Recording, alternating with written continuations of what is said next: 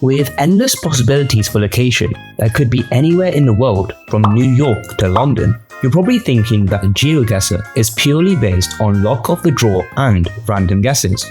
Not only is there a way for you to narrow down exactly where you are by country, region, and then location, but also certain strategies and tactics to swing the odds in your favor. In this video, I will look at the best GeoGuessr strategies, including managing terrain, the types of poles, driving on different sides of the road, and license plates and numbers. So, here's how to win GeoGuessr every time. First, driving side equals hemisphere differences. First thing you check, the side of the road.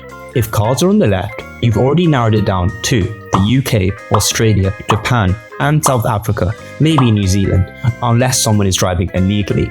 Doing something so simple, you eliminate 90% of the Earth. On the right, that's most of the rest of the world, and just like that, you cut the planet in half.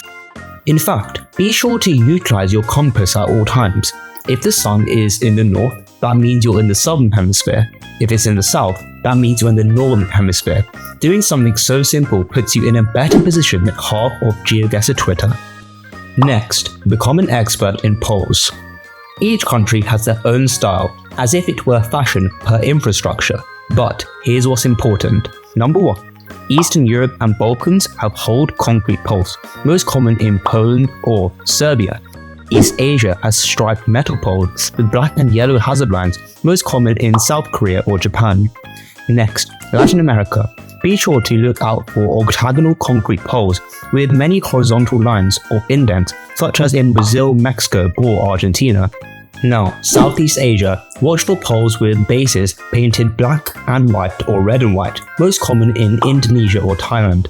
Africa, poles have painted chevrons in red and white or black and white. For the Middle East and North Africa, check for silver metal lattice style poles with a clean industrial look, in particular in Tunisia or Turkey. Up next, Oceania, which has bare wooden poles with white metal bands for Australia or New Zealand. Number 3. Be sure to check the camera quality. GeoGuessr isn't just about geography, it's about how good the Google camera is. Blurry, pixelated images mean a Gen 2 camera was used, often in South America, Southeast Asia, or parts of Africa. Crisp, HD shots indicate a Gen 4 camera for the US, Japan, or Western Europe. But if there is a weird circular blur around the edges, this indicates you're probably in Russia or an older coverage area. Step 4. Soil, sky, and vibes. Now we level up. It's time to vibe check the planet. Here are key terrain/vibe tips. Looking at red dirt and savanna trees, try Kenya or Australia. Super blue skies and dry mountains, Chile or Argentina. Foggy and grey, the UK or Northern Europe. Palm trees, tropics. Coconuts, if you're lucky, Southeast Asia. And lastly, snow and pine forests, you're likely in Russia, Canada or Scandinavia. But it's not just about the landscape. Be sure to check out cars and vehicles.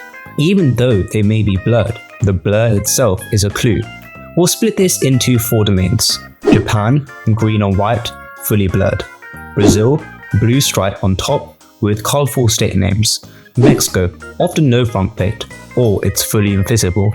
And France, blue strip on both sides and always blurred. As a general rule of thumb, if there's no blur, not Europe. Super blur, definitely Europe. Of course, if you're seeking some bonus cheats, look no further. Here are some domains on the signs. PL for Poland, FR for France, CO.ZA for South Africa, and BR for Brazil. This includes major Google car tricks with a snorkel on the hood, meaning Kenya, long antennas in Mexico, and black car shadows, sometimes in Nigeria.